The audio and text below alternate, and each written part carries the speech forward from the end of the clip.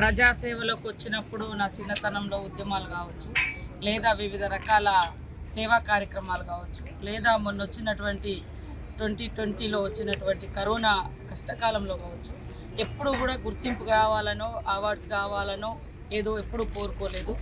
కానీ నేను చేస్తున్న పనితో చాలామంది ఒక ప్రేరణ పొంది ఇన్స్పైర్ అయ్యి వాళ్ళు కూడా వాళ్ళ వాళ్ళ ప్రాంతాలలో ఉన్నటువంటి ప్రజల కోసం సేవ చేస్తే చాలు, అదే నాకు గొప్ప అవార్డుగా గొప్ప తృప్తిగా నేను భావించిన. కానీ కరోనా కాలంలో చేసినటువంటి సేవలకు మరి ఇన్నాళ్లకు SRF తరపున శ్రీనివాస రామానుజం ఫౌండేషన్ తరపున ఈ యొక్క అవార్డుకు ఎంపిక చేయడం చాలా సంతోషం.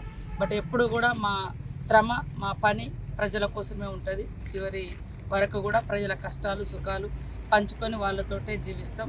కాబట్టి ఈ రకంగా మీరు ఆ వెంకయ్య నాయుడు గారి చేతుల మీదుగా ఈ అవార్డును ఇవ్వడానికి మరి తుమ్మ సేవ అమరేష్ గారికి వారందరికీ కూడా